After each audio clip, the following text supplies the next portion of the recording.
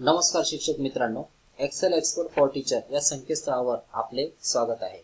आज आपण 2 नंबरवर गणितीय क्रिया कशा करतात ते बघणार आहोत। वजाबाकी, भागाकार, गुणाकार, टक्केवारी ही कशी काढली जाते त्याची काही प्राथमिक सूत्रे आपण जी नियमित वापरत असतो आणि ती कॅल्क्युलेटरच्या मदतीने करत असतो, तीच सूत्रे आपण एक्सेलच्या मदतीने आज आपण या ठिकाणी करणार आहोत। सगळ्यात आधी आपण सबट्रॅक्शन बघणार।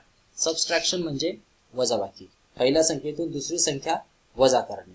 या ठिकाणी आपण इक्वल टू च्या मदतीने पहिला नंबर आणि कीबोर्ड वरील मायनसचं चिन्ह देऊन दुसरा नंबर, अशा प्रकारे आपण ही सोपी पद्धत वजाबाकीसाठी वापरू शकतो।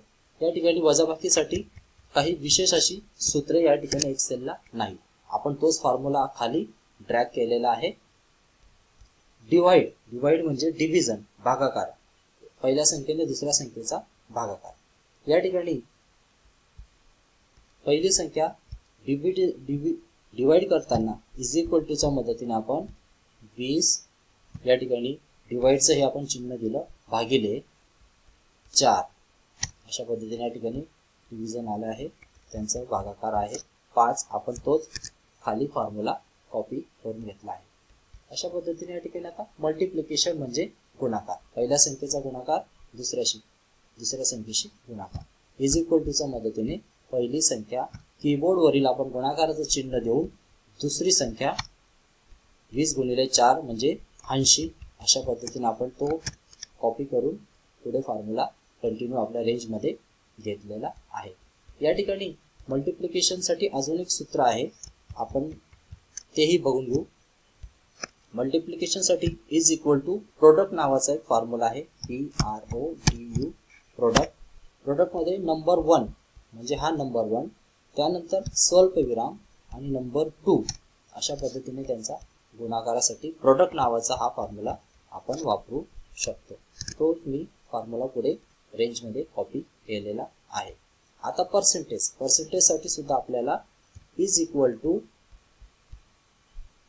20 भागिले 4 असल्यामुळे 4 गुणिले 100 भागिले 20 म्हणजे नंबर 1 या ठिकाणी आलेला आहे।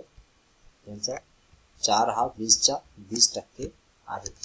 त्यानंतर 25 हा 625च्या 4% आहे। हे जे 2 दशांश चिन्ह आहे हे आपण यांच्या मदतीने कमी जास्त करू शकतो। डेसिमल पॉइंट आपल्याला या ठिकाणी इन्क्रीज आणि डिक्रीज करू शकतो। या ठिकाणी आपल्याला 2 दशांश स्थळ द्यायचे असतील तर आपण याच्या मदतीने 2 दशांश चिन्हापर्यंत आपले पर्सेंटेज म्हणजे टक्केवारी आपण दर्शवू शकतो। ही लहान सूत्रेंचा वापर करून आपण आपल्या गणितीय क्रिया आपल्या डेटावर करू शकतो। मित्रांनो, हा व्हिडिओ आपल्याला आवडला असेल अशी अपेक्षा करतो। हा व्हिडिओ आपण एक्सेल एक्सपर्ट फॉर टीचर या संकेतस्थळावर पाहू शकता आणि मोफत डाउनलोडही करू शकता। पुन्हा पुढच्या व्हिडिओमध्ये भेटूया एका नव्या एक्सेल फॉर्म्युलासह। तोपर्यंत नमस्कार।